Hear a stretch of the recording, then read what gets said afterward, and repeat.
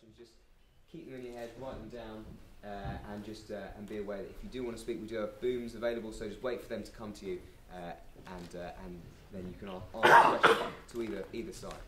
Now, the proposition for today is this House proposes. This House proposes a legal, regulated market for distribution of cannabis. It It was cannabis, I think. Yes. It says cannabis. Yeah. This House proposes a legal, regulated market for cannabis.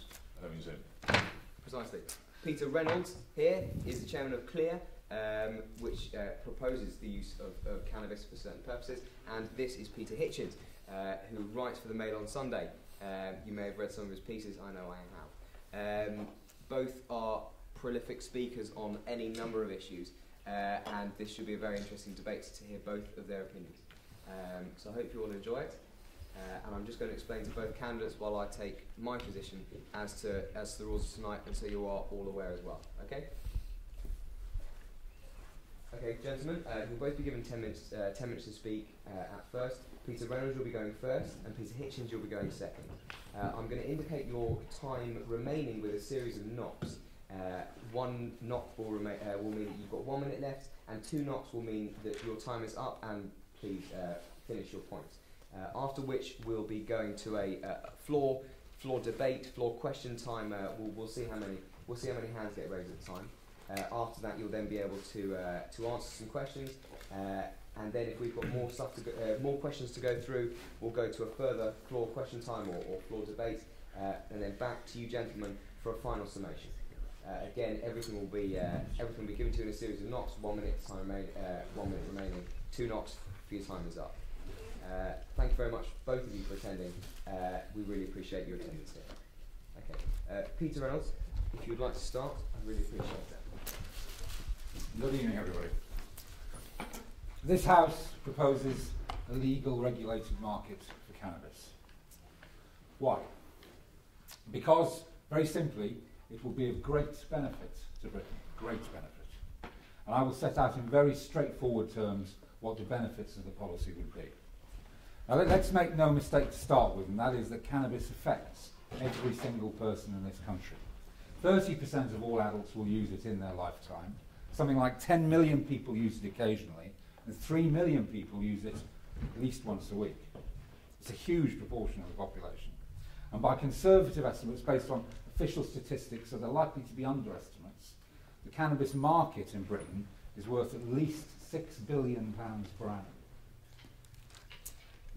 All of that is presently in the black economy. All of that, most of that, is in the hands of organised crime.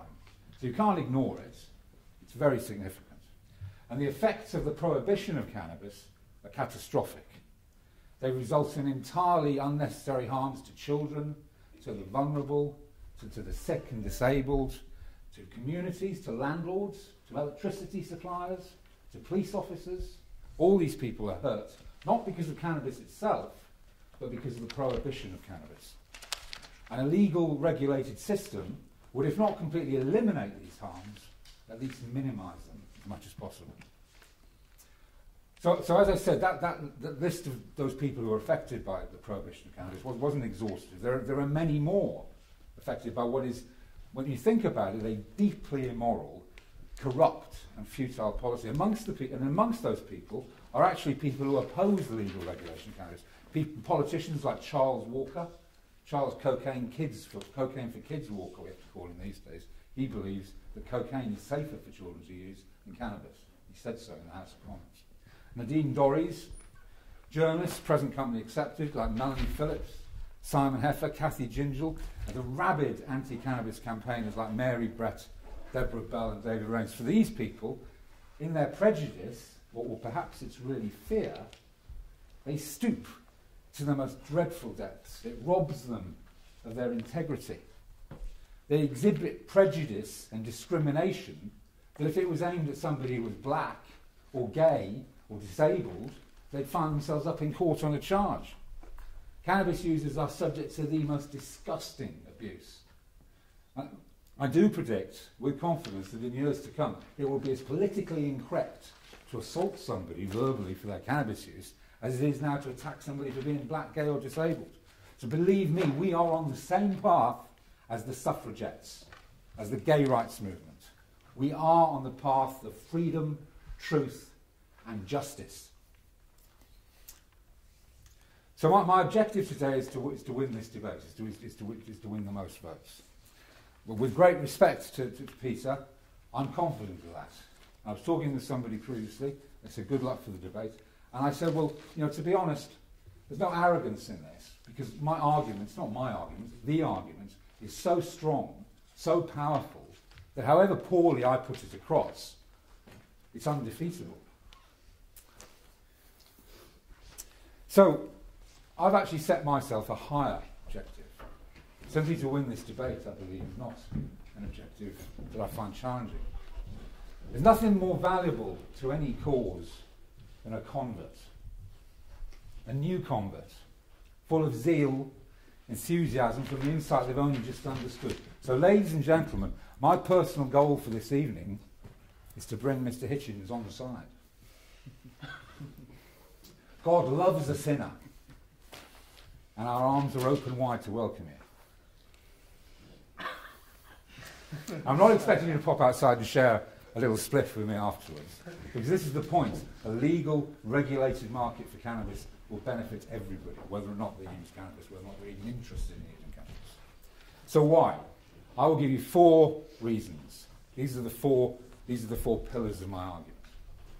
Number 1, cannabis is one of God's greatest gifts. We know for at least 5,000 years that mankind has used cannabis safely and effectively. And we can talk about clinical trials or tests or research or studies or whatever you want, but let me tell you, 5,000 years is a hell of a long time. If there was some sort of problem with it, or they didn't do something that people regarded as beneficial, then I think the human species would have learned by now to put it aside. So I mean that is the greatest possible. Many of you must know. There's traces of cannabis found in most of the Egyptian tombs.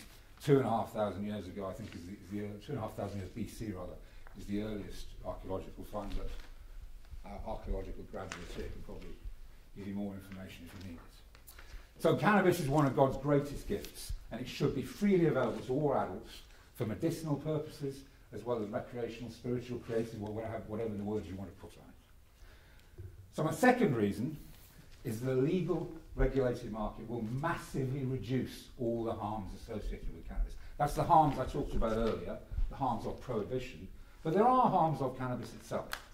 It's a psychoactive substance. It would be stupid to pretend that there are not. Third reason, a legal, regulated market will protect children and the vulnerable, and those who choose to use cannabis, and everybody else. And the fourth reason, and perhaps what I would hope in this day and age might be one of the most convincing reasons, is that we last month published a report from an independent organisation called the Independent Drug Monitoring Unit.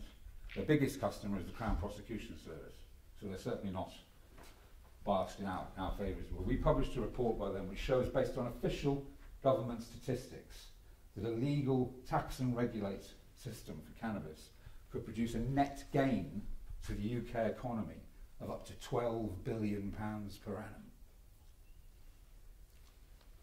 And that's 4 times the international aid budget. It's a colossal amount of money. And all that money at the moment is in the black economy. All that money at the moment is in the hands of organised crime. So let me go through a little more detail. Cannabis is one of God's greatest gifts. First reason, cannabis is one of God's greatest gifts. Why? We now know about something called the endocannabinoid system. This was only discovered in 1988 by an Israeli doctor called Dr. Raphael Mechoulam. Somebody else can probably pronounce it a lot better than I. He discovered the CB1 and CB2 receptors. He was the first person to synthesize THC, and I can't credit him with all his other discoveries, but he established the existence of the endocannabinoid system. We now know that the endocannabinoid system exists in mammals, reptiles, fish, and birds. And we now know that the endocannabinoid system, cannabinoids, regulate our central nervous system. They regulate our gastrointestinal system. They regulate our immune system. They regulate our reproductive system. All these systems are regulated by cannabinoids. And extraordinarily, the only source of cannabinoids outside the body is the cannabis plant. So it's an extraordinary fact. I mean, this is why, I believe, it's not a question of belief, I think the evidence shows, this is why mankind has continued to use it for at least 5,000 years. It has a natural affinity with our body's chemistry. The two principal cannabinoids in the two active, most well-known cannabinoids in cannabis, THC and CBD, are directly matched by chemical equivalents in the body, endocannabinoids. THC is directly matched with a substance called anandamide, and CBD is directly matched with a substance called 2-AG. They're chemically identical. So this is why people claim that cannabis is almost a panacea in medicinal terms, because it affects all these different aspects of the body. Medicinal use, there are now hundreds, literally hundreds, of peer-reviewed scientific studies that prove the efficacy of cannabis in an astonishing number of conditions. For some people here, it has a completely transformational effect on their lives. And many people, even people on my side of the argument, if you like, are not aware of the dramatic effect that it can have. It can turn someone from not being able to lead a reasonable and productive life to the point where they can. I need to hurry up. Second point, legal regulated system will minimise all harms. We'll have a legal system for cannabis farming, so there won't be people taking over rented properties and stealing electricity. The main harm, of course, that people are concerned about with cannabis is health. And the main issue on health that people are concerned about is psychosis. Let me give you the facts about the risks of psychosis from cannabis. And this isn't a cherry-picked study. In fact, it's exactly the opposite. It's exactly the opposite. It's if you like, an average of all published studies on the subject. The reference is Hickman et al., includes Professor Glyn Lewis and Dr. Stanley Zammit from Bristol and Cardiff. And they demonstrated that if cannabis does cause psychosis, and there's no proof that it does at all, there's no evidence, no convincing evidence of causality. If it does, then the risk is at worst 0.013%, and is more like 0.003%. So in other words, in order to prevent one incidence of psychosis, you'd have to stop at least 7,500 people ever smoking cannabis in their lives. And it's probably more like at least 30,000 people. Now that, in proportion to almost any other substance you care to mention, even foodstuffs, means that the risk is very small. The risk exists, but the risk is very small. Third important point was that the regulated market will protect children. There is no doubt that if cannabis is harmful to anyone, it's in the developing brain. The developing brain exhibits a property called plasticity, whereby it's very easily modified and changed by what happens to it. Not just necessarily substances that you take in, but by life experiences. And until the brain has stopped developing and the plasticity is settled, anything that you do can be damaging. So cannabis needs to be kept out of the hands of children. And at the moment, the present system, the only ID that a dealer demands is a £20 note. And my fourth point, back again to the money. Potential of up to £12 billion additional revenue. Even on the medium point of this calculation, and all the figures are here, the medium point is 6.7 billion gain every single year. And at the moment, that's in the hands of organised crime. So those are my four reasons. Cannabis is a good thing. The benefits it offers are inestimable. It will minimise all harms, will protect users and all of society, and a massive new source of tax income. Thank you.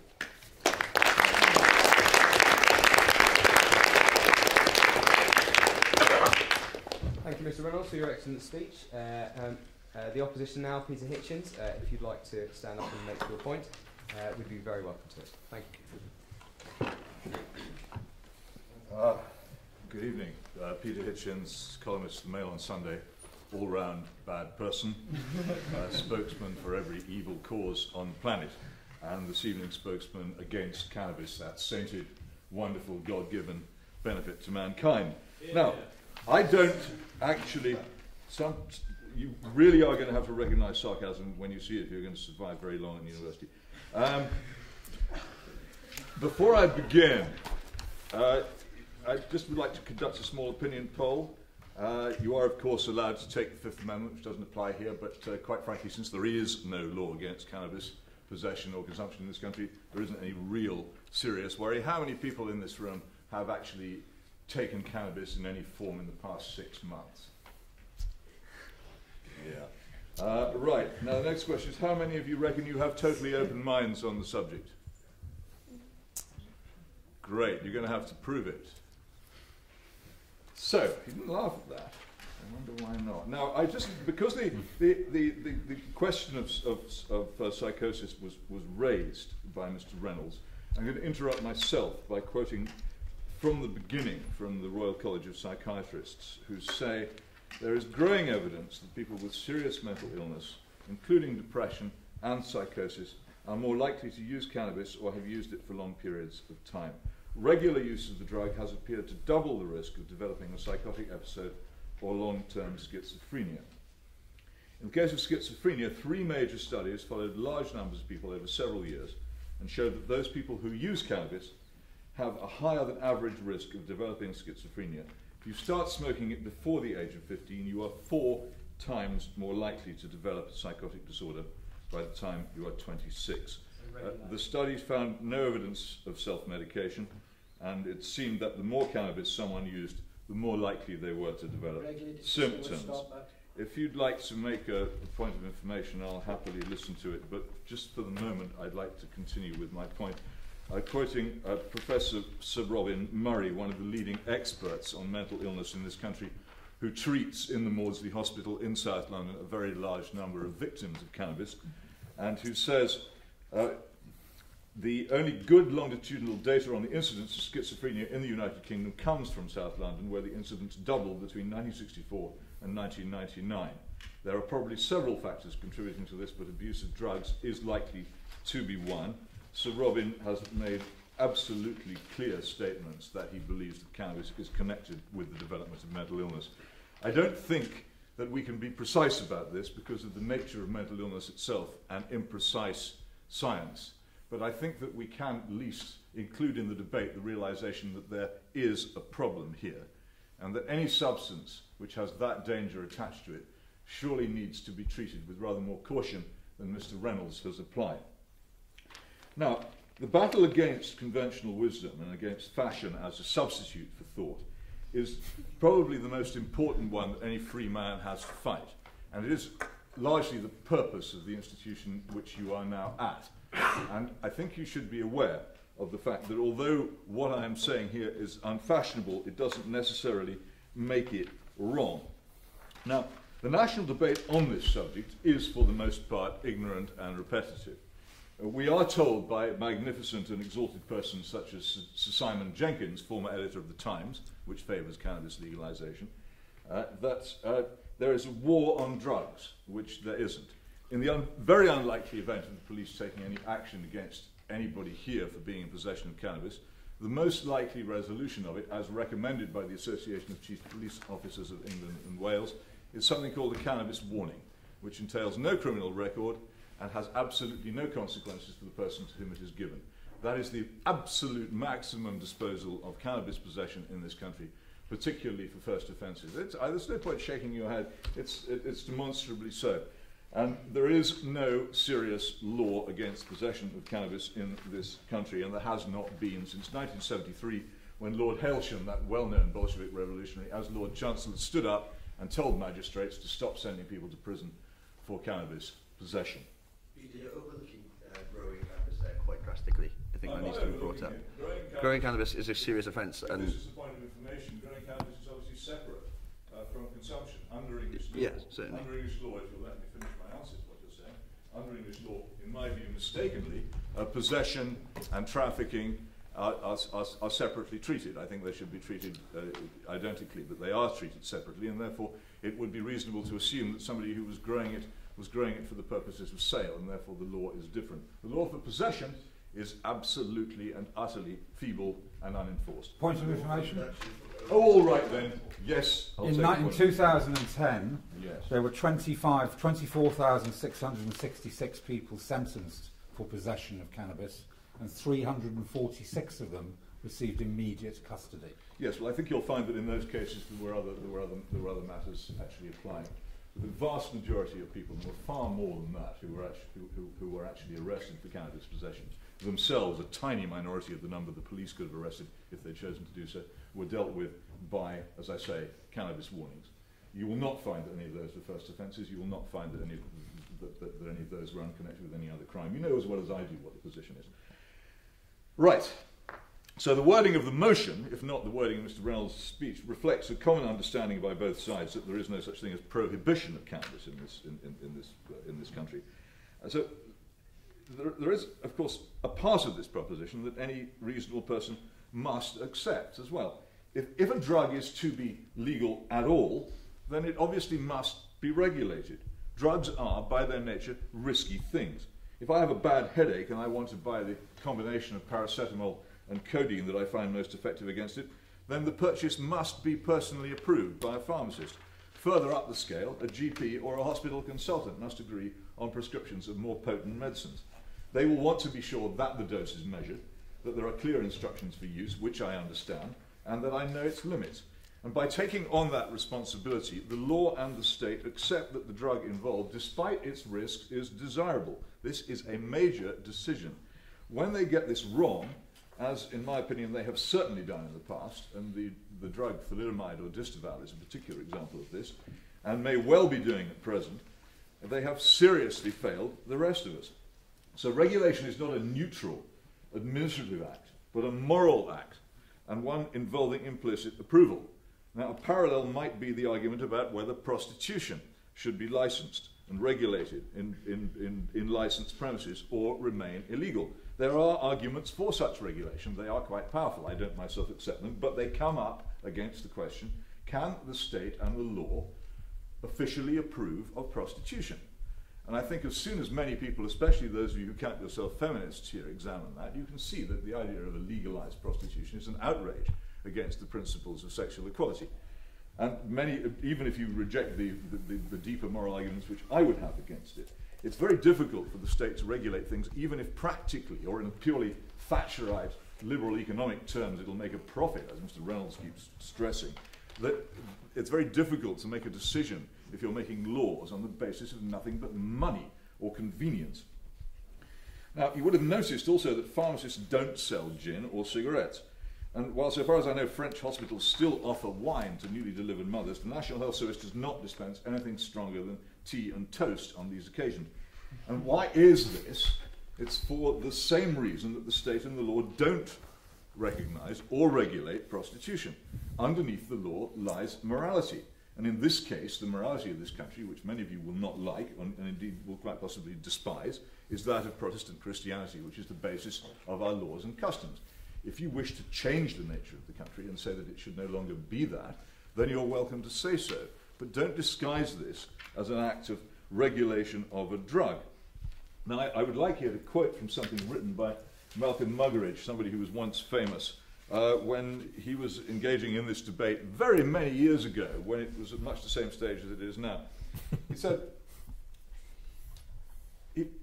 remarking that drug legalization supporters were nowadays respected citizens, as they are, clergymen, purported scientific investigators, and other ostensibly informed and enlightened persons, he wrote, "When I hear or read their apologies for hashish, I recall the Zafaran Palace, which was then the seat of Cairo University, and the stupefied faces and inert minds of so many of the students there, the dreadful instances of the destructive effect of this drug on bodies and minds which any resident in the Middle East was bound to encounter.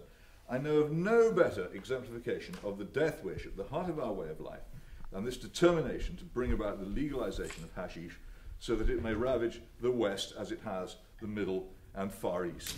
This remains the position, it remains the danger. Those who want to see this drug legalized have very little conception of the damage that it may do. I just want very briefly to refer, before the second rap sounds, to Mr. Reynolds calling Mary Brett rabid, I think, as an opponent of cannabis. Mary Brett, whom I know personally, is a grammar school teacher who became engaged in the battle to try and persuade people at school in their teens not to use cannabis because she saw so many of the children in her class ruined by it. She saw their grades drop. She saw, I'm in my peroration, I won't take interruptions now, there's plenty of opportunity later.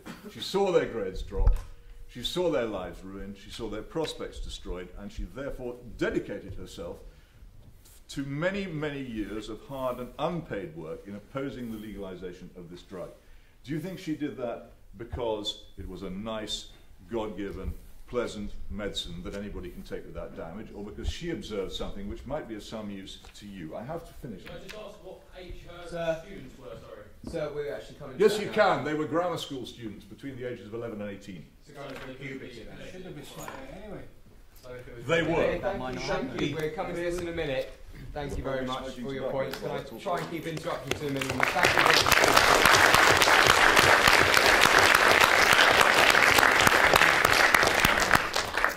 Okay, ladies and gentlemen, I can feel that you're quite ready to ask questions now. If I could please ask to keep your interruptions to a very, very big minimum, because it is quite not fair on both of them. We're now coming to the part where we're going to get to ask both sides questions. If you do have points, please raise your hand. What I'm going to do first, I'm going to say, are there any points for the proposition? Peter Reynolds. Sir?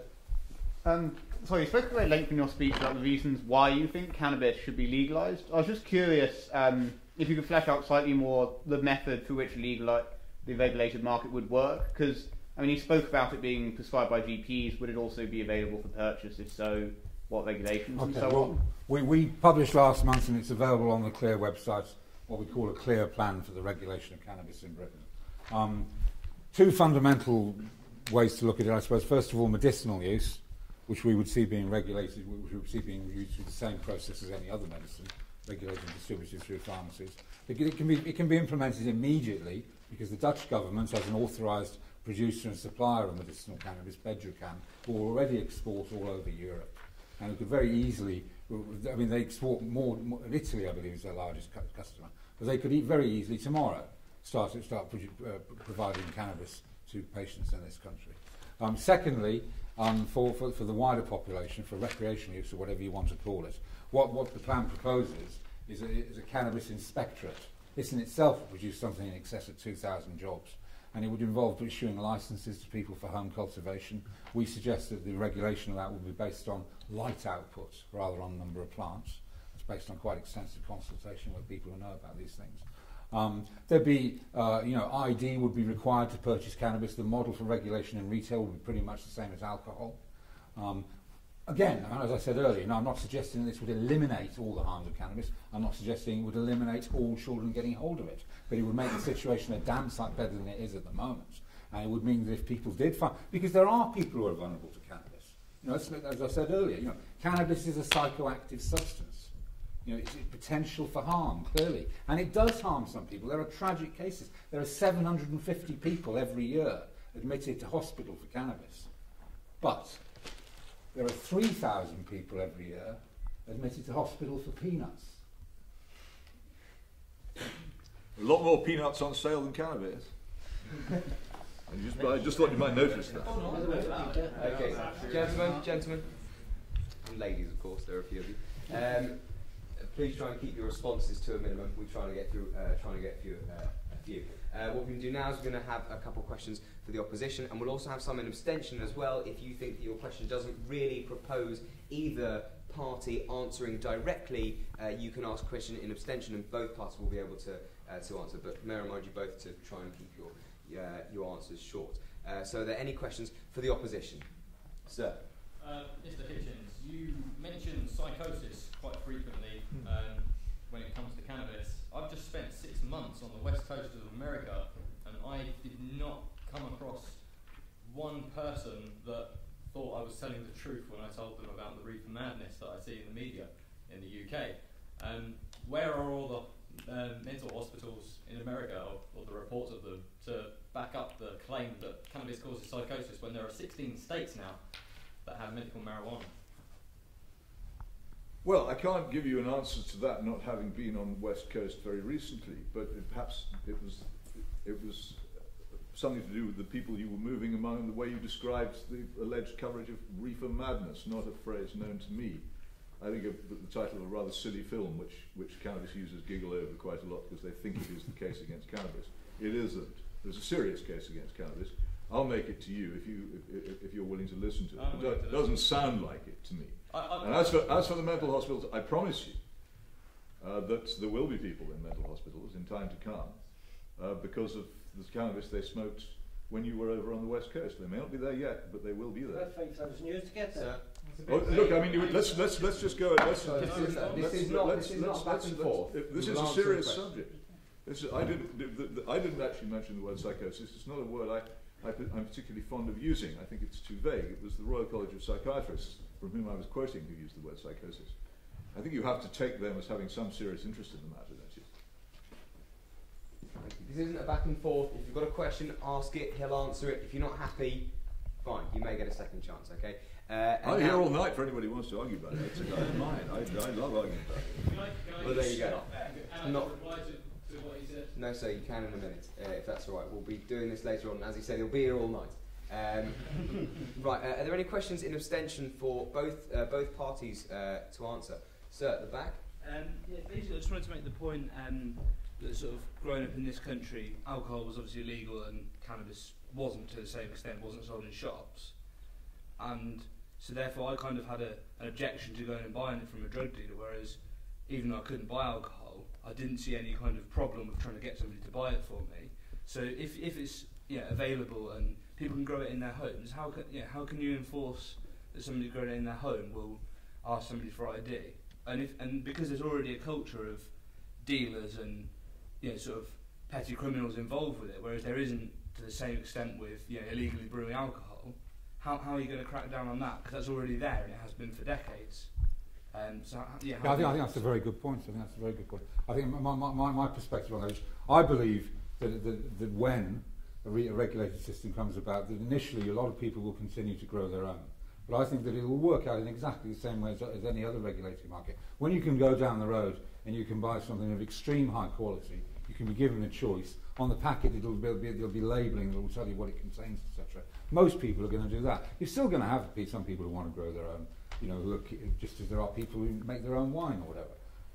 And I recognise your points as well. Our proposal would be that, if anything, penalties for supply to children should be increased from what they are now. We do need, and I mean, again, as I said, that just as as the regulated system for alcohol doesn't work perfectly, the regulated system for cannabis won't work perfectly, but it will be hundreds of times more effective and safer than it is now. Excuse me, Ms. Hitchens. Yes, I was recently in Boston, in Lincolnshire, where there's a very large community of immigrants from Eastern Europe. And what there also is, despite the fact that alcohol is legal, is a very large illegal alcohol operation. Also in this country, the Treasury will tell you anytime you ask them, Her Majesty's Revenue and Customs, that there are very large numbers of smuggled cigarettes in this country, although they are legal. And the idea that making something legal and regulated stops criminals entering the market is, I'm afraid, proven to be false in practice. The other point that somebody made earlier on about Mary Brett's pupils at her grammar school, how they've been smoking dope when they were between 11 and 18. In fact, 12 is quite a normal age for people to start smoking dope in this country now. And people saying, well, they shouldn't be able to get hold of it, as if it were regulated, they would be stopped. Well, does anybody here seriously believe that underage persons are unable to get hold of alcohol or cigarettes in this country?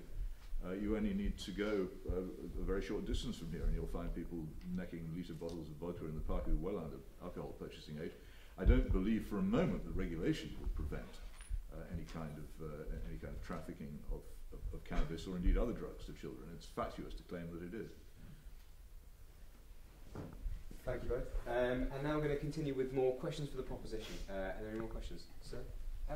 Yeah, I've been reading your propaganda leaflet, and in it you claim the war on drugs is responsible for more death, destruction and despair than any other war.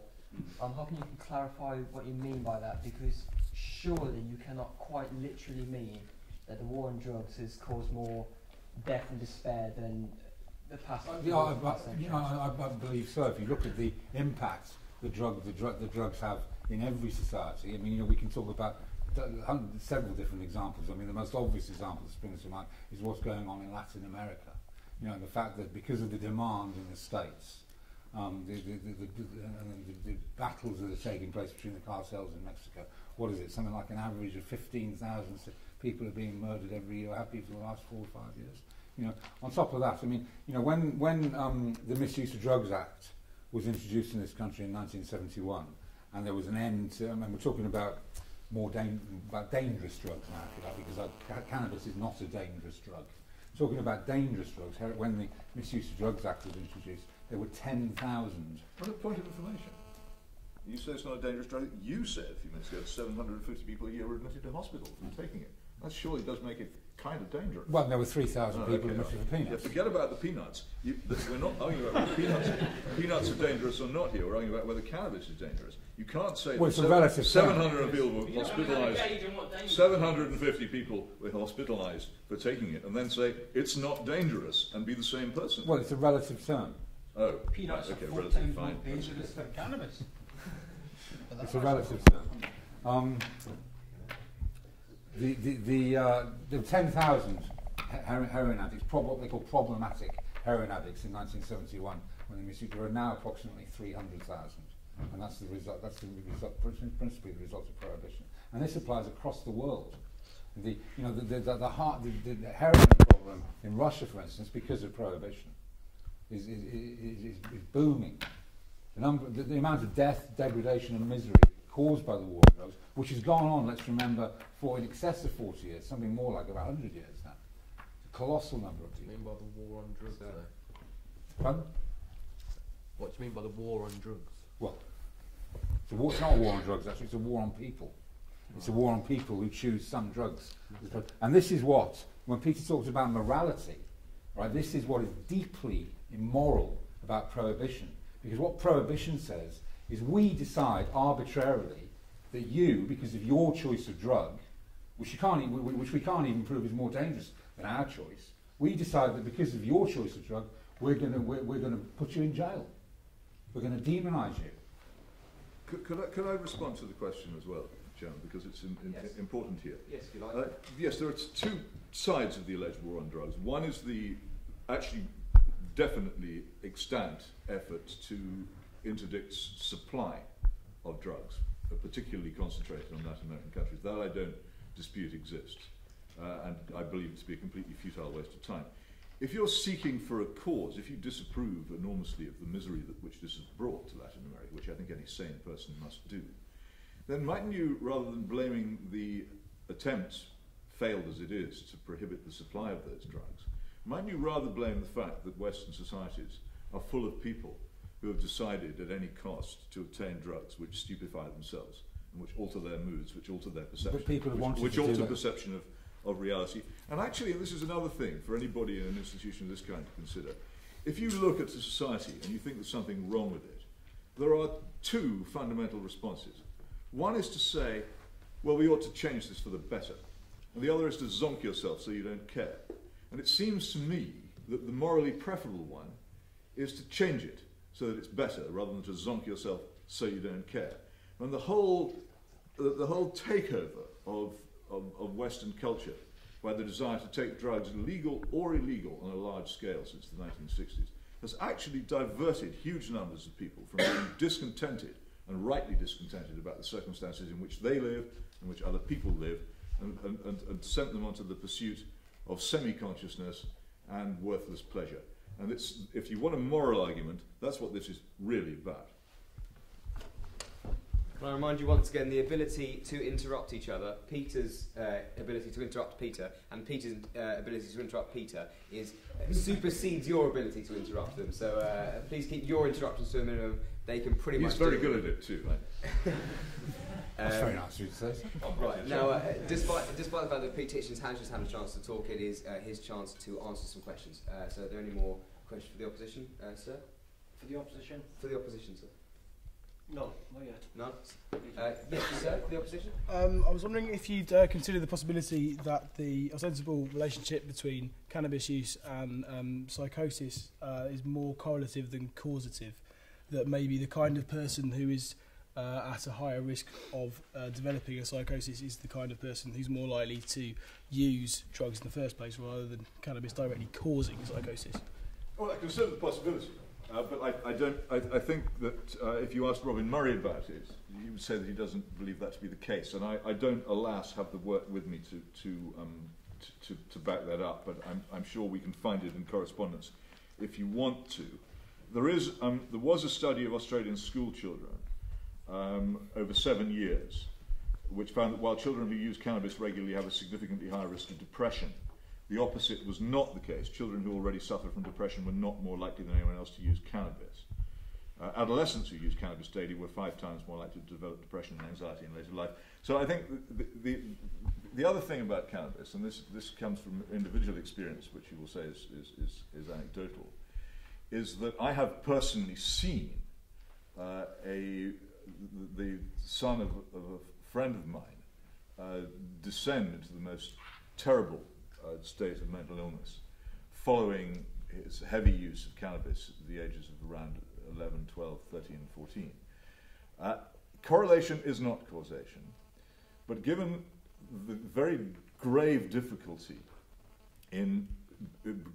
particularly because of the infancy of neurology and the inability of doctors or scientists to examine the human brain without damaging its possessor, and given the extreme vagueness of definitions of mental illness, it's very difficult to go beyond correlation into causation without killing the people you're examining. And nor would it seem to me, if you held my position, to be very moral to have an experiment on human beings in which you invited them to take a drug which you thought might send them mad. So there is a difficulty there. On the other hand, the basis of all epidemiology, for instance, the discovery of the cause of cholera, the discovery of the cause of lung cancer, was of course based upon correlation. So correlation, while not being causation, can often be a very useful clue to it, and at the moment it's the best one we've got.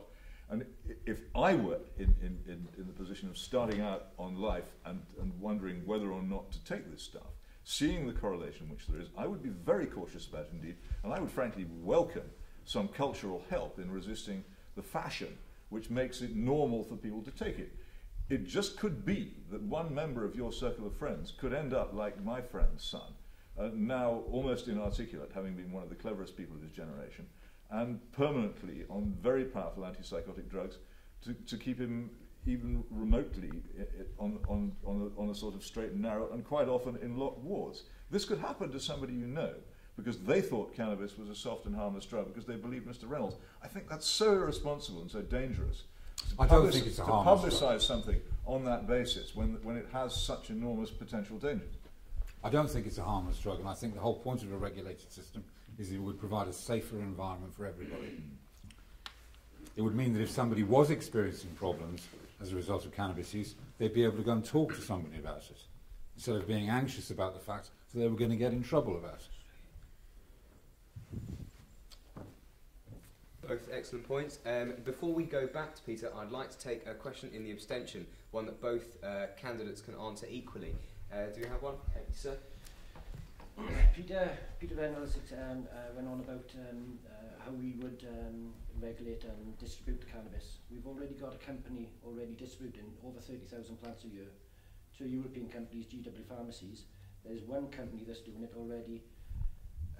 Can you explain, why they can do it and we can't do 1 plant or 2 plants or 3 plants? Both of you. Well, I can't give you any rational explanation for it, as you know. There isn't any rational explanation for it, except that GW Pharmaceuticals has been granted a unique license by the Home Office, a completely unique license. And whenever we are in the process of organising a number of people who need cannabis as medicine to apply to the Home Office for licences to grow their own cannabis or to import cannabis from Bedrocan, and the Home Office is habitually refusing them. And we will take the Home Office to judicial review over it. Because if a doctor, I'd be interested to hear Peter's view on this, if a doctor says that cannabis will be beneficial to somebody for any sort of ailment, whether it's a minor matter or whether it's a life-threatening matter, if a doctor says that, why should that not be available? Oh, well, it's partly a matter of, on the question that you ask, I find it baffling myself, and the whole GW Pharma episode is a very interesting and anomalous one, and actually trying at the moment to find out more about it, but I can't give you a direct answer as to why it's happened. I would say that, for instance, that it isn't actually terribly inconsistent. Again, let me quote John O'Connor, former head of the Scotland Yard Flying Squad. 1994, cannabis has been a decriminalised drug for some time now. And this is the head of the Flying Squad. The inconsistency is only formal. If the government is licensing cannabis in one form, then it isn't actually really being consistent with itself at other times. As to whether a doctor should be allowed to prescribe, well, doctors do all kinds of terrible things. If any of you have ever been misprescribed by something by a doctor, you'll know what a disaster that can be. But during my short life, doctors have changed their minds about large numbers of things. It's not all that long since doctors were jamming chisels up people's noses and giving them prefrontal lobotomies because they thought it was good for them. The stated medical treatment for a burn in all the manuals until about 10 years ago was to put grease on it, which is the worst possible thing you can do with it. Aspirin is now discovered, although a good painkiller, to rip the stomach lining to pieces. So you think a politician Every single drug, as for decide? Antidepressants, I think the argument about their efficacy and dangers has only just begun. Absolutely. So the fact that doctors prescribe something doesn't necessarily make it good. Almost any drug, if it has any power to do any good at all, has side effects. Absolutely. And it has to be measured against those side effects to see if it's safe to prescribe. And in my view, in the case of cannabis, there simply isn't that amount of safety available. Nor, to be honest, is there enough evidence of its medical efficacy to make it worthwhile proposing. Well, with respect, Peter, that's the most unsustainable thing you've said all night. Because there's a colossal amount of evidence. I can sustain it, but let's move on to something else, and I'll sustain it later, unless you want me to sustain it now.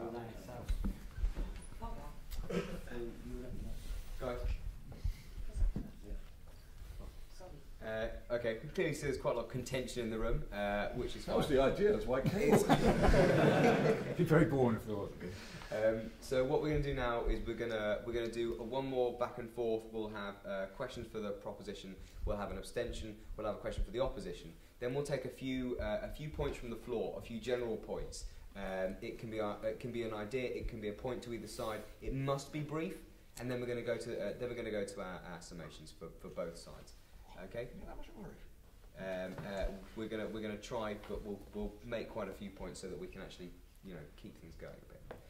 So, who are we on? Proposition. Are there any questions for the proposition? Sir? Not waiting all day. You were saying about what you see as the very slight danger involved with the regular use of cannabis itself. Surely that can be somewhat attributed to the fact that its very illegality. The fact that there is a very small supply of it getting around, relatively speaking, compared to alcohol or cigarettes, and the fact that if, as you are suggesting, big business and industry comes involved, the price of cannabis is going to drop quite substantially. I think you would probably agree.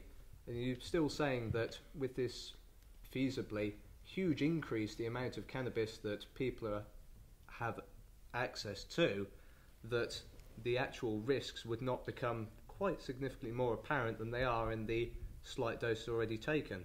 Well, I think that I don't accept the idea that there would be a great deal more cannabis. I think that the availability of cannabis would be much more regulated, and in a sense for many people would be much more difficult than it is now. I mean, again, I think the comparison with the US and with the 16 states in the US where there is now a medical marijuana system, and where in many of them possession of marijuana for any purpose is effectively decriminalised. I mean, in California now, apart from the medical marijuana rules, you can possess up to an ounce of cannabis with, I believe the penalty is less than a parking ticket. Okay? And I mean, if you just look at the simple facts of what's happened there, wherever these regulated systems apply, consumption of cannabis goes down. The concomitant of what you're saying is that the forbidden fruit factor is, I believe, a large factor in this. The lowest consumption of cannabis by children in Europe is, guess where? In Holland. It's not seen, forbidden fruit is a big part of cannabis's appeal. May I respond to that?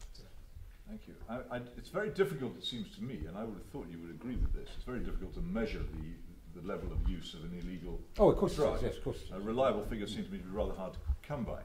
But on the question of whether availability makes something more used, when I was at university in the 1970s, much of Britain resembled a large and well-ordered cemetery. The pubs closed firmly for most of the day. You couldn't buy alcohol in most shops. You certainly couldn't buy it in supermarkets. You had to buy it ad-off licenses, which again were open only at specified times and shut most of the time. And do you know what? In the 1970s, people drank a lot less than they do now because it was harder to get. And I really do think that it is absurd to imagine that if cannabis were easier to get, there wouldn't be more of it and people wouldn't use it more. It would be easier to get. So and as it happens, I favour the old alcohol licensing laws before the subject of what do you think about alcohol and tobacco. I think I'm very much in favour of the current laws, which are trying to stamp out tobacco use. And I think there should be much tighter laws on the licensing of alcohol sale. I would support prohibition of alcohol, but I think it would be impracticable. But I think the licensing laws we had before the 1980s were very effective in keeping down consumption. And we now suffer very, very badly, and anyone who minimises the disastrous effects of alcohol is fooling themselves. We suffer very, very badly in this country because we've made it more easily available. We don't need yet another poison circulating on a large scale, commercially manufactured, advertised and pumped out all over the place. Thank you very much. Okay, so now what's going to happen is, once again, just to make sure you're all aware, one more point for the opposition, and then we're going to be taking a few abstention points. So please bear in mind, if you've got a good abstention point, keep it in your head for in just a moment's time so that we can get a good back and forth between Peter and Peter. I'd really appreciate it. So has anyone got the last point directly for the opposition? Sir?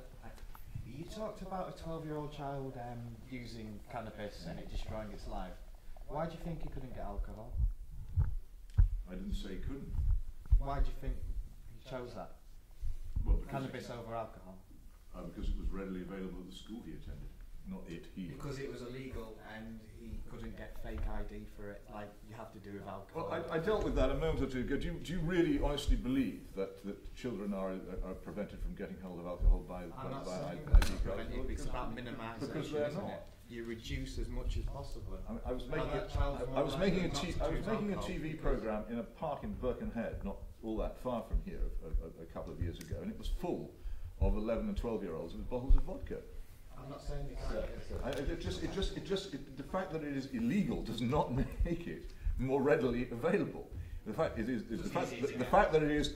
it is illegal and the law against it is not enforced, which is the case. And Mr. Reynolds does not disagree with me about that. I do. There's 25,000 people sentenced every year. Well, yes, for simple possession. Went on about the fact that it's illegal in California in the supposed headquarters. But in Britain there are 25,000 people sentenced every year for simple possession. They must have been trying very, very hard. It's harder to get into prison in this country than it is to get to university. It's very, very hard to get arrested for cannabis possession. The police aren't interested. Believe me, they couldn't care less, and in fact, they would much rather not know. They would, because they know what causes the real problem. That's why when they do catch anybody and they're forced to act, they give them these useless cautions. Sorry, cannabis warnings, which weren't even ever legislated, which are the criminal justice system's almost invariable response to it. There is no effective law against it. So no, it's not an argument. And alcohol is he might well have taken to alcohol, though I have to say his parents would probably have noticed sooner if he had. And it would not, whatever it had done to him and to his liver and all kinds of other parts of him, it would not have done to him what cannabis seems to me to have done to him, which if you had witnessed, you would not say lightly. But Peter, it's factual. It's a fact that by a recent analysis, cannabis is nearly 3,000 times more dangerous. Alcohol is nearly 3,000 times more dangerous than cannabis. I'm not. I don't know quite how one makes that calculation. Well, you know, the therapeutic ratio. I'm a journalist. I've seen it. I've seen in my life many colleagues have their lives ruined by alcohol. I've seen people carried out of offices screaming and piddling in their trousers. I've seen people 9,000 people die from it every year. Found dead in their beds around. I don't minimise the dangers of alcohol. And I said, what's that as an argument against cannabis? If you've got one stupid... Well, it's an argument of individual liberty. One stupid poison, a liberty at large in your society, how could that possibly be an argument to have another one? Cannabis it is doesn't not a poison. Follow. You cannot, under any terms, describe cannabis as a poison. If you'll remember, this was one particular issue which I took you to the Press Complaints Commission. You did, and you failed. Well, you say I failed, but what in fact I complained about was the fact that you called cannabis a sinister poison. And I said to the Press Complaints Commission that you were perfectly entitled to call it sinister if you wanted to, but you weren't entitled to call it a poison. And they rejected my complaint. They did. So I took it to the independent reviewer. And the independent reviewer said... Who is the independent reviewer? Who is the independent author? Lieutenant General Sir Michael Wilcox. Ah, right. The independent reviewer said, you have, I believe, demonstrated that cannabis cannot accurately be described as a poison in the technical sense. The question then becomes, would readers be misled by the use of the term in what was clearly a comment piece by an individual? In this instance, the Commission decided that they would not, taking the view that the use of the word poison was a metaphor. Well, it's amazing the kind of people they get in the army these days. I can't answer to him, but it is a poison, and there's no doubt it's a poison. Almost everything is a poison. Almost every drug anybody takes is a poison. The lethal dose of cannabis is approximately 20,000 times. Poison, Mr. Reynolds, does not mean lethal poison. Poison means a substance which will do you harm. No, but that's the way cannabis will do you harm. Of course it will. You take it. Breathing oxygen catalyses the aging process. Well, there you are then. We all better stop breathing. Exactly. Follow your logic, and we should. Once again, can I remind you, this is Peter's debate. Whose? Peter's. Oh.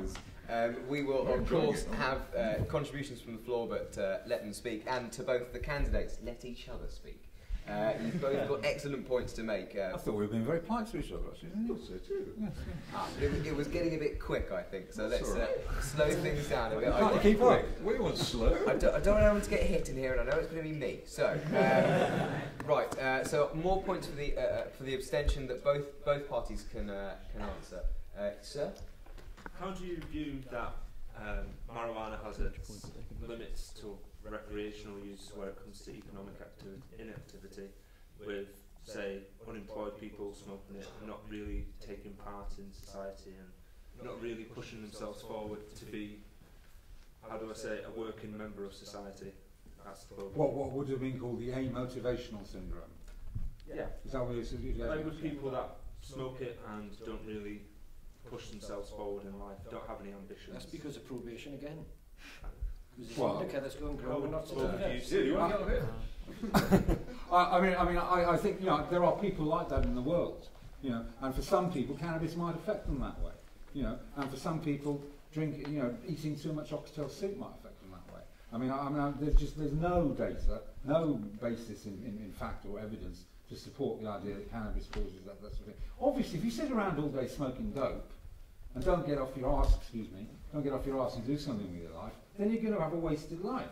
And that applies whether you smoke cannabis, whether you don't smoke cannabis, whether you eat it, whether you smoke crack, whatever you do. There's no direct relationship between the two. Well, we don't know. I don't think. If anybody's done any work on cannabis and motivation, I haven't seen it. So well, it's certainly true that if school children smoke a lot of cannabis, their education performance deteriorates. I think that is. But it's any teacher will say that. Self-evident. Whether the work's been done, I don't know. I think it's safe to say it's quite likely. The most irritating pro-cannabis person I know is a columnist on an unpopular newspaper who always says when challenged, "Well, I smoked cannabis at university and I got a first from Oxford." Well, maybe she did, but possibly it would have been a better one if she hadn't. I don't think that cannabis universally has the same effect on everybody. No, but it seems to me that if you're unmotivated, it'll make you more so. It wouldn't help. But the real problem with unemployed people is that they're unemployed and that they should not be unemployed. And that's the real argument. But obviously it has an effect on people, but it will probably exaggerate whatever state you're already in. I don't think that if you were an unemployed person, it would be a good idea to smoke dope, not least because the smell of it might put any potential employer off you when you went in for an interview. Just as I don't think we can be scientific or categorical about this until somebody does the work. But I think anybody who knows any cannabis smokers or is a cannabis smoker will know that there's something to the idea that it's not exactly a promoter of diligence, getting up early in the morning and rushing off to work. But neither are computer games. I didn't say they were. Neither is Facebook. Or peanuts. Or peanuts, exactly. You know, so and as individuals, surely we have the right to choose what we put into our body, as long as it's not harming anyone else. No, that's not true. If J.S. Mill is going to rear his ugly head, then we can have that argument. But no, you don't have that right. I believe in Mrs. Do As You Would Be Done By, from the Water Babies. I think she was an excellent role model. Did she smoke dope? I don't know. I think so long since I've read it. I believe she did. Yes.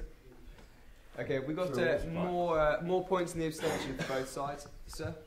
Yeah, I'd just like to mention something that basically is the root of most of the points that were made tonight, which is about the way people use cannabis. And there's no denying that there are good ways to use it, there are bad ways to use it. The one thing I'd like to point out is that it all comes down to knowledge about the substance. That's something none of you has mentioned. It's directly in my line of work to provide people with scientific data about cannabis. And if you suffer, for example, from depression, if you suffer from schizophrenia, if you suffer from chronic pain, certain strains might be helpful, others not. The fact is that data is extremely hard to get. It's something which is also not promoted. And I strongly believe that via regulation, as with alcohol, that would basically provide funds which would then enable proper education about the substance. And I'd like to get your advice about that. I think that's absolutely spot on.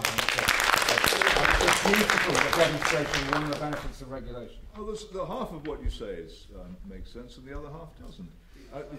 The second half, that we need to know more, which seems to me to be something that nobody could disagree with. Of course we need to know more. The first half is a series of assertions about the ability of a drug whose principal content was only discovered in 1964. 1930s and 40s. No, THC wasn't isolated until 1964. CBN and CBD and also you then talk about various things such as schizophrenia and psychosis, which are very, very loosely defined, and the effects of any drug on which are very, very hard, it would seem to me, objectively to measure. So you mix science with conjecture. And I don't think it's legitimate to do that. Either you're being a scientist or you're being a propagandist. Propagandists are free to guess and make wild generalizations as often as they like, and people can take them up or not. But if you put yourself forward as someone who's making a scientific point, you have to stick to the science. The first part of your proposition was a series of statements which nobody could know. There is no way of knowing. Today in Amsterdam. A well-made point, but I did say abstention. So, are there any other points for the abstention? Both sides can answer equally under all pretenses. Sir? Do you not think the undeserved stigma that cannabis has, also, let's not forget, is halting the production of hemp, maybe? I mean, that is a completely different element to the argument. I mean, hemp has over 12,000 uses. I mean, think of the impact on the environment that could potentially have. I mean, the restriction on the exploitation of hemp is absolutely absurd, and it's best demonstrated by the fact that when Harry got his new job trying to stamp out marijuana in 1937, which he managed to successfully do under the Marijuana Tax Act, everybody was happy until the Second World War came along, and then the American government discovered that hemp was an absolutely vital part in the war effort. It made it compulsory for farmers to grow hemp, whereas immediately before it had been illegal. I really have no opinions on that. Wonder drug. I mean, it could have huge implications for the environment if we just didn't have the stigma around cannabis. Yeah, like windmills. Yeah, I'm sure it'd be terrific.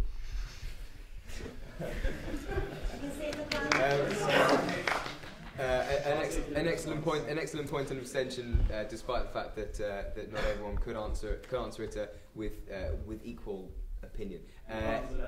Either way, can we any more points in the abstention, sir?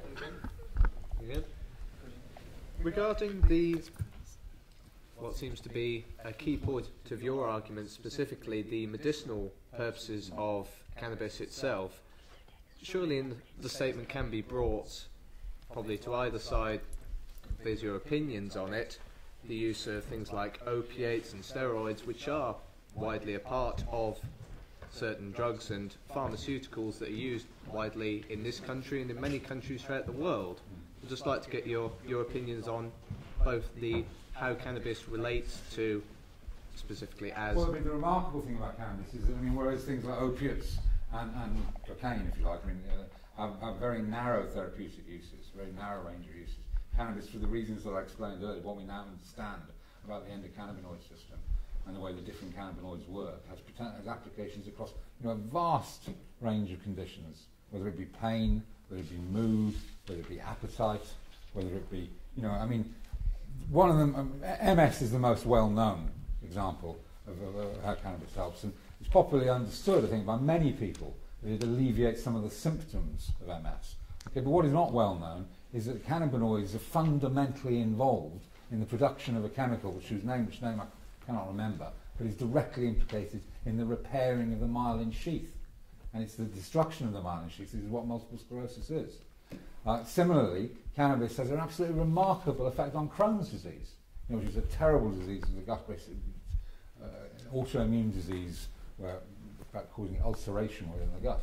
People who've suffered from Crohn's disease for 20 years, there are anecdotes, but there are many survivors suffered from it who've been bleeding from the back passage for 20 years, start using cannabis, and stop within a matter of weeks. It has an extraordinary range of benefits across many, many conditions. I love this stuff.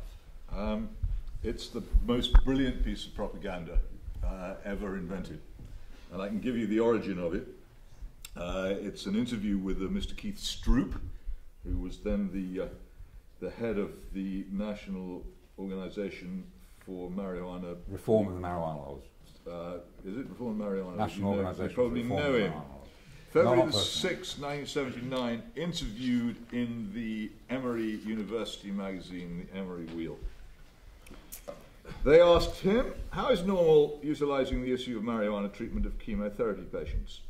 Keith Stroop, we're trying to get marijuana reclassified medically. And if we do that, we'll do it in at least 20 states this year for chemotherapy patients, we'll be using the issue as a red herring to give marijuana a good name. That's our way of getting to them.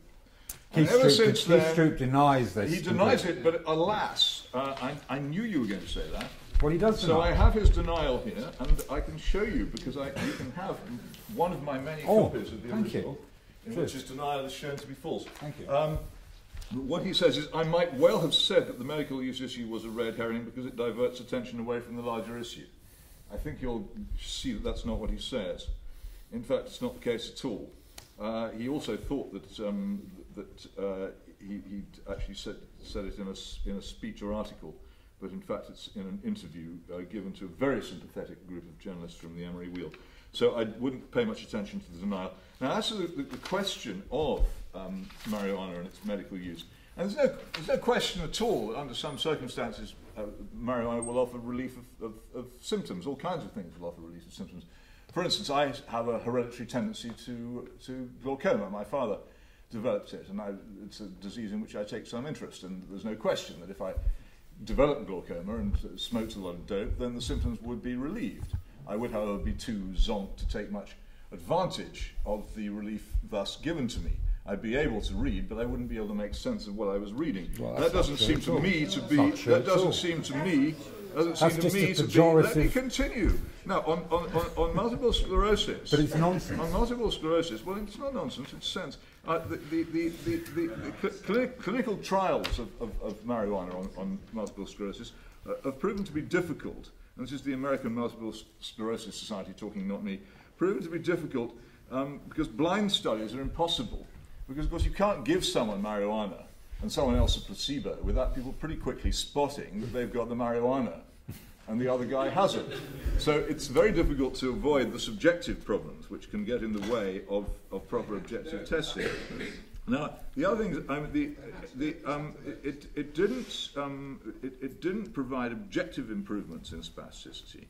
And again, the American Multiple Sclerosis Society, it's clear that psychoactive effects would need to be reduced, and this is the point about being zonked that I was making, would need to be reduced to make the patient safe and comfortable. There were subjective improvements, and that's in spasticity and pain, but no objective improvements in tremor or bladder symptoms. The improvements stated subjectively by the patients could not be confirmed objectively by physicians. Now, there was also a case when 25 multiple sclerosis sufferers who had used street cannabis were compared with 25 who had not. And there was absolutely no doubt that the ones who had used it were significantly but Peter, worse. there are significantly hundreds. worse. I know you There are raised, hundreds of it's peer-reviewed not me that has studies. raised the issue of medical marijuana, so if you want to discuss it, if you want to shut me up, I wouldn't blame you, but if you want to discuss it, I'll carry on. They were significantly impaired in cognitive function of the ones who had used marijuana. This is a direct comparison of 25 MS sufferers who had used marijuana. Why are so many pharmaceutical companies investing millions and millions? Well, because they see people like you getting such success with student audiences that they think in time, if they bung enough money in there, they can make up for the fact that they've made such a mess of various other investments they made. That would be a guess. Investors are always looking for opportunities, and do you know what? I believe capitalism is quite a cynical thing.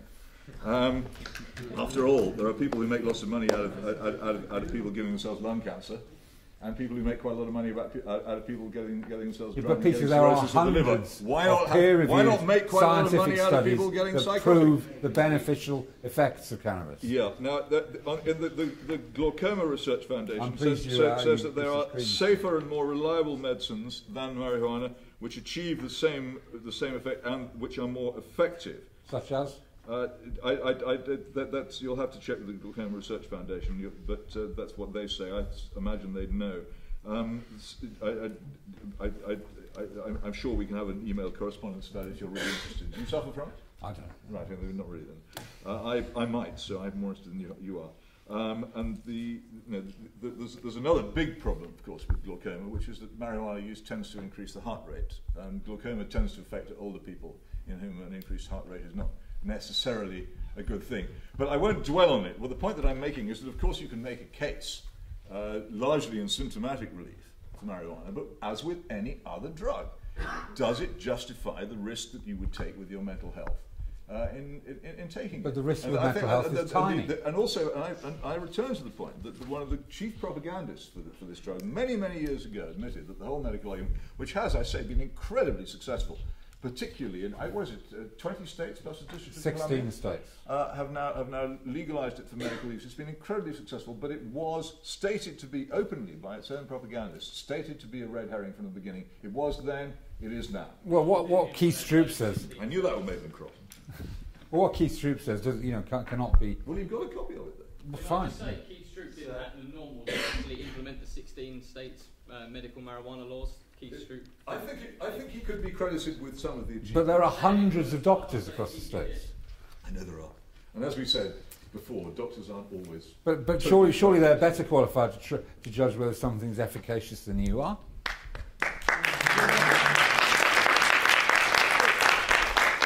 I wouldn't disagree with that, no, but we're not talking about me. Almost all the caveats which I've entered in this debate have not been my own statements conjured from my own original research. They've been quotations from bodies such as the American MS Society and the Royal College of Psychiatrists, who are doctors, as I understand it, and indeed the Glaucoma Society, are people who actually know. So are you dismissing them, or do they know more? No, I'm not dismissing them at all. Or do you know more than them? I'm not saying I know more than them. If we're having an argument about whether I know more or less than doctors, let's have an argument about whether you know more than the people I'm not claiming that. I'm presenting evidence. Expert opinion disagrees on this, and it disagrees in a way which ought to give pause for thought to anybody who's thinking of taking any of this stuff into his brain. I mean, wouldn't it make sense? Wouldn't it make sense that a psychoactive drug which altered your mental perception and affected your brain might conceivably be a cause of mental illness? Well, nobody can disagree with that. That one might follow from the other. Nobody can disagree with that. If you suck vast quantities of smoke into your lungs, you might get a lung disease. And these things follow. Nobody can disagree with that. But no, they can't. The facts and evidence are that the risks are extremely small. Much smaller. Cannabis, sir. Have you actually tried cannabis? Yeah. Have you? Yeah. Are you sure? Yeah. You must have done some English. It's a long time ago. Sir. It's a long time ago. And it wasn't. That was one of the lucky ones. Excuse me. I'm asking a reasonable question. Excuse me. I apologise. Thank you. All right. Clearly, both of these speakers have had a lot to say, which we're all very grateful for. And now it is time for our summations. Do remember that the motion here today is this House proposes a legal, regulated market for the distribution of cannabis. It is Peter Reynolds who's proposing this idea. I know clearly from Peter's straw poll at the beginning that a lot of you do smoke cannabis and a lot of you have open minds. I want to make sure you do all have open minds, and that whether you smoke cannabis or not, whether you disagree with one side or the other, do try and bear in mind that this is about who's the better speaker, not just about what you agreed with before you came, but which side has persuaded you the most. Both sides are going to have 6 minutes to surmise in their best ability. Once again, 1 knock for 1 minute remaining, 2 knocks for your time has finished. Please try and surmise. No interruptions at all, please. Peter Reynolds will be starting off with his 6 minute summation. Thank you. Thank you. I think I can do a little more than summarise what I said in the beginning, the 4 main pillars of my argument, the benefits that a legal, regulated system for cannabis would bring. First of all, it would make available all the fantastic, the amazing medicinal benefits that we talked about. And whatever Peter's view on it is, the fact is that there are hundreds of peer-reviewed studies showing absolutely conclusive evidence of medicinal benefits in many different conditions. Whether or not there are benefits in other areas, whether you think whether there are recreational benefits, spiritual benefits, creative benefits, is up to you. It's a subjective judgment. You don't have to use it. The issue then is whether or not it causes you harm, what the risks are of it causing harm. I can't argue that cannabis is harmless. I never had. As Peter correctly says, it's a psychoactive substance, so clearly it has the potential for harm. But saying that cannabis increases the risk of psychosis is a little bit like saying that eating fat increases the risk of getting fat, because we're talking about the mind.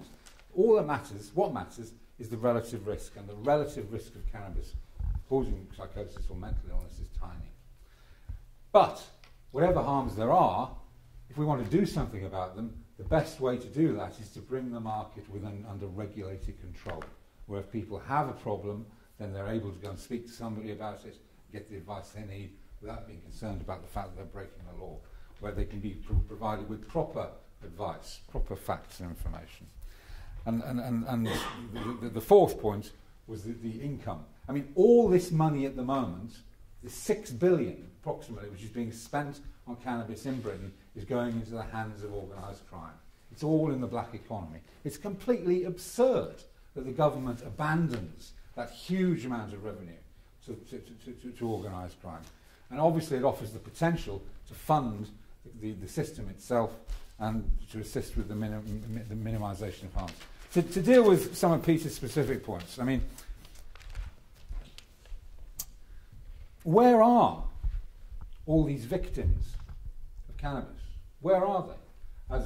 As Greg mentioned, 16 states in California. Since 1996, since the Compassionate Use Act of 1996 in California, millions of Californian citizens in all citizens of 16 states have been using cannabis, and using cannabis in stronger and stronger forms. Some concentrates, Greg will tell you from his own experience, some concentrates have THC contents in excess of 50%.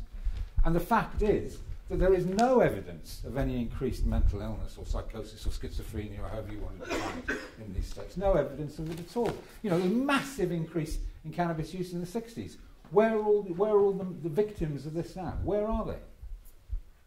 One of the most important studies, some of you may know of, was the Keel study in 2009. It's one of the biggest studies that's ever been done on this subject because it had 600,000 subjects. And the conclusion from the Keel study was that despite a massive increase in cannabis use, the rate and the prevalence of schizophrenia and psychosis is either stable or declining. So it becomes simply a question of what's the risk? And the risk with cannabis is tiny. That's not to say I'm not pushing it aside and saying it doesn't need to be taken care of. I'm saying a regulated system makes a better job of that. You know, the benefits of cannabis are enormous. The risks of cannabis are small. We can make the most of the benefits and minimise the risks through a regulated system. Thank you.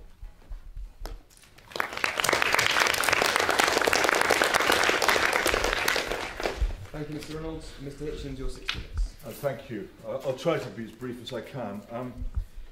A couple of points. If you get fat, as I have done, you can go on a diet and get thin again. If you lose your reason, you cannot get it back. And that is one of the things about the dangers of cannabis. What it does to you is irreversible if it does it to you, and nobody who uses it knows if it will be them or somebody else or a friend of theirs. There is no way of knowing. It could be you. And if it is, that's it. No way back. On the question of advice, I have to say that there are all kinds of websites and government-funded organisations which seem to me to be very happy to give people advice on how to take drugs allegedly safely. And I don't think there's any lack of that available. What there is extraordinarily in short supply is anybody saying, don't do that. We value you too highly to think that it would be safe for you to do that, and to try and stop people from taking this immense risk. Not a small risk, an immense risk, because, as I say, if it does happen to you, it is devastating. It is irreversible. It is the end of your happy life. That is the level of risk. And to minimise that and to say that it's small, and then to maximise the alleged benefits, which are, as I say, extremely open to dispute, seems to me simply to be wrong. On the question of organised crime, well, I don't really care about whether £6 billion goes into the hands of organised crime or organised business as such. It doesn't seem to me to make much difference. But if a product is being sold which is immoral and wrong, and which is likely to damage severely those who use it, then it would seem to me to be better left in the hands of organised crime. And if Mr. Reynolds wants to join me in a campaign for a proper prosecution, an effective criminal justice system against the possession and use of cannabis, I will very much welcome his support. If you wish to reduce its use, that is the way in which to proceed.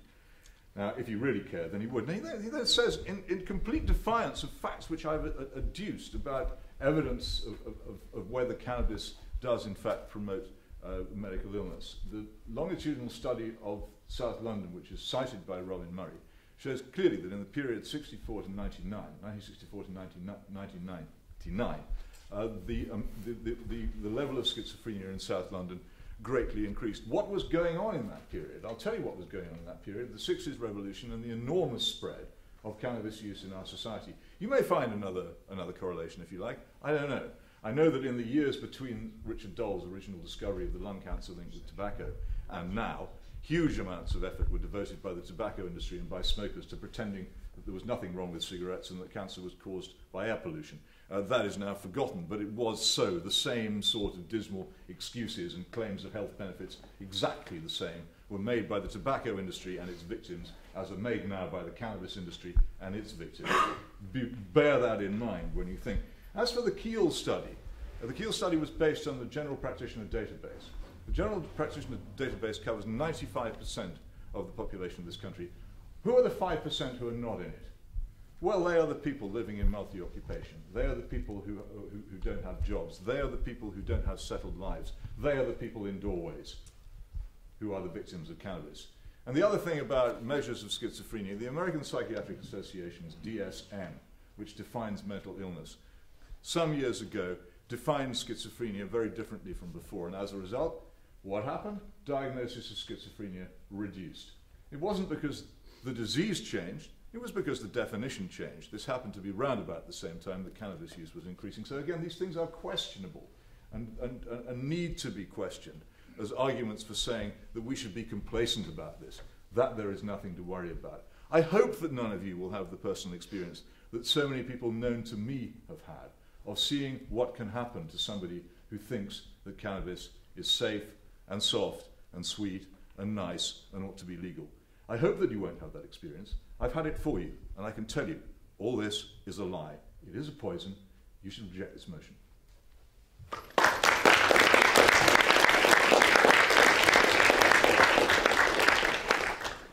Thank you both for your excellent speeches. Right, what we're going to do now is we're going to have a vote on the motion. I'd like to bear in mind that you should all be very open-minded about this and take both of the arguments into question, whether you came in with one argument in your head or the other. Once again, the proposition that's being made here by Peter Reynolds is this House believes in a legalised, regulated market for the distribution of cannabis. So as it's a proposition, we'll be taking votes for the proposition first. If you could please raise your hands if you would like to vote for the proposition.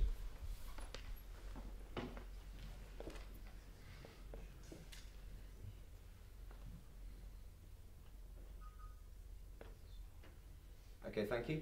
And can we see hands for the opposition?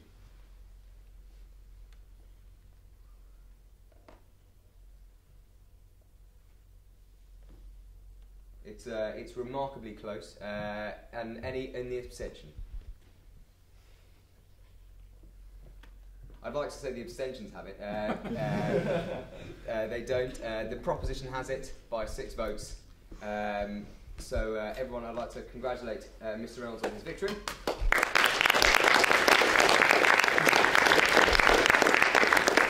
And not to sound too much like have I got news for you, but commiserations to Mr. Hitchens.